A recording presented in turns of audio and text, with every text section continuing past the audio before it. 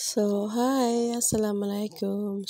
For today's video, for today's vlog, gagawa lang tayo ng palitaw. Naisipan ko lang gumawa ng palitaw kasi nag-crave talaga ako sa palitaw. Ang tagal ko nang din nakakatikim nito eh. So, ito yung favorite na merienda namin noon. Nung mga bata pa kami na laging minsan ginagawa ng mama ko or binibili lang namin sa labas. And so ayun, nag-try lang akong gumawa para matikman din ng mga junakis ko. Ayan. So, wala naman ako masyadong makwento habang nagluluto ako nitong palitaw na ito. So, ayan na, di ba nakita nyo naman, ginagawa ko muna yung yema.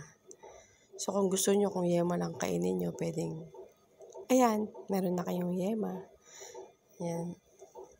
Ginawa ko muna yung yema niya. And then, naantok pa. Ayan, pagkagawa ng yema, saka gagawa ng palitaw. So, kung gusto nyo yung yema lang, so, ayan na yung recipe. Ayan, pwede nyo plain, pwedeng may mani, pwedeng wala. So, ayan, kasi may mga nagtitinda dito niyan. Pero, hindi siya ganun yung kasarap ng sa Pinas. So, tapos, mahal pa. So, ginawa ko. Nag-try akong gumawa dito sa bahay. Para malaman ko na rin kung paano yung pagluto niya. Para hindi na kami bibili sa labas. O hindi na pagka magkikrave na lang ako, magluluto na lang ulit ako dito. Ayan. Para nalalaman din ng mga junakis ko yung mga merienda ng sa Pinas. Ayan. So, nung natikman nila to, ayan, sabi nila masarap daw. Masarap naman. Masarap naman nga, lalo na yung yema daw, sabi nila.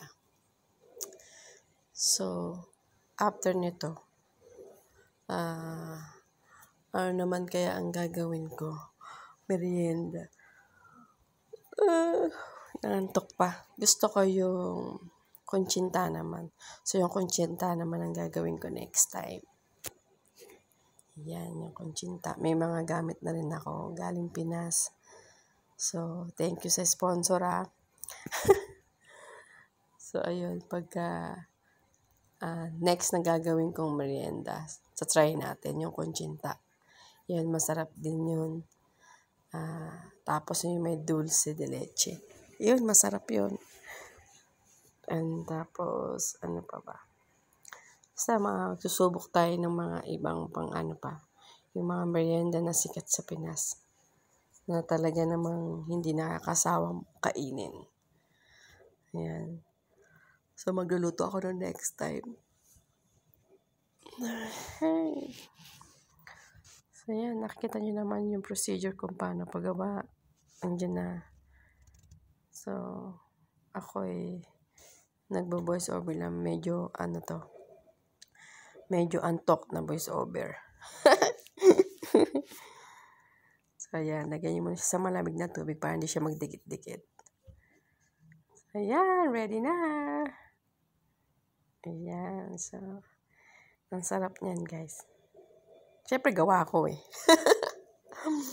So, ayan. Thanks for watching. Sana na-enjoy nyo at sana try nyo din kahit may alam kong marami na nakakalam sa inyo kung may alam nito. Bye!